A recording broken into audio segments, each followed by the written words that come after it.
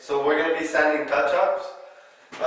We went around and we like checked our walls and we marked our touch-ups. And we got a touch-up right here. Use your light. Use a sponge. I rub two sponges together. There's a soft side and a rough side. So I run two sponges together on the soft sides together to get the soft side a little bit smoother, because sometimes there's grains that are hanging out and you want to get rid of those. So you just run them together a little bit. I already did that. I'm going to turn my light on and put my mask on. Always wear the masks. Camera guy's going to come in and check this out a little bit. So you want to use your rough side, and you're going to do the edges at first with the rough side to get the edges out.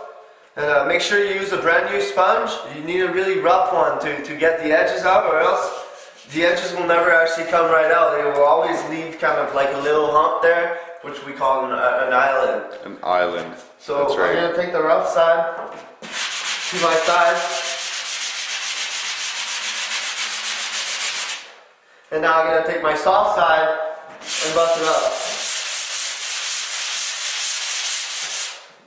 And that's that. And that's all it takes. That's all it takes. And your touch-up is sanded. Looks pretty good. So we're going to move on to the next touch-up.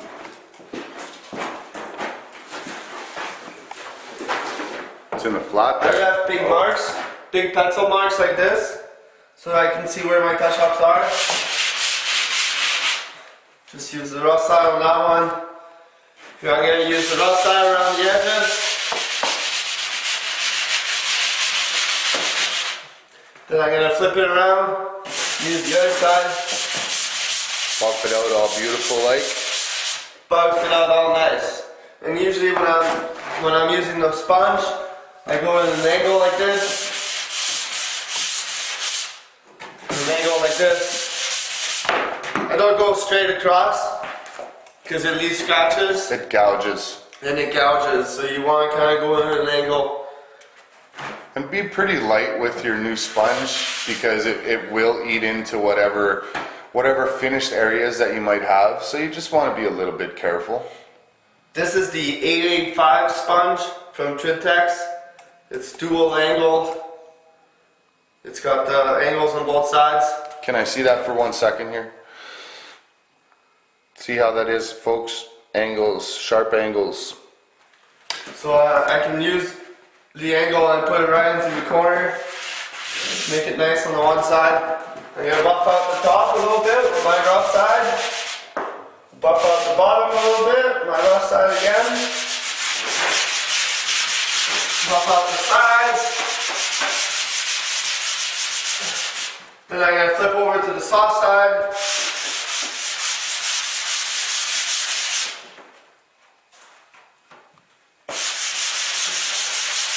Phil's nose was getting some dust in it. He doesn't like it at all. And voila, you're done. Look It doesn't take much sanding. No, it really doesn't take too much sanding for your light check sanding and your touch-up sanding.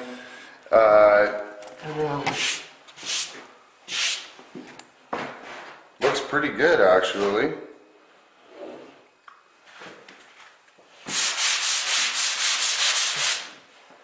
Just make sure you use your light all the time, and you want to move your light too. Around the wall. It shows you different shadows on the wall and stuff that maybe you wouldn't see.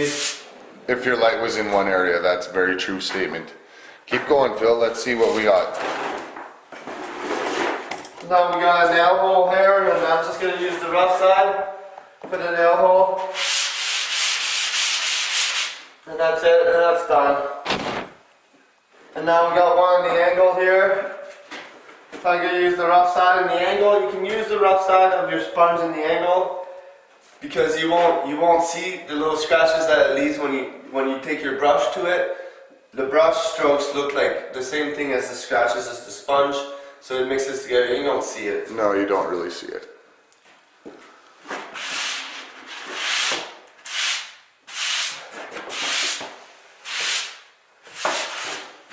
So I just cleaned off the one side.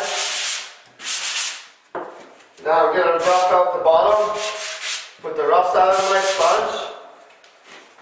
I'm gonna rough it up here with the rough side of my sponge. And get it as high as I can. Now I'm gonna flip over with the soft side and get around here.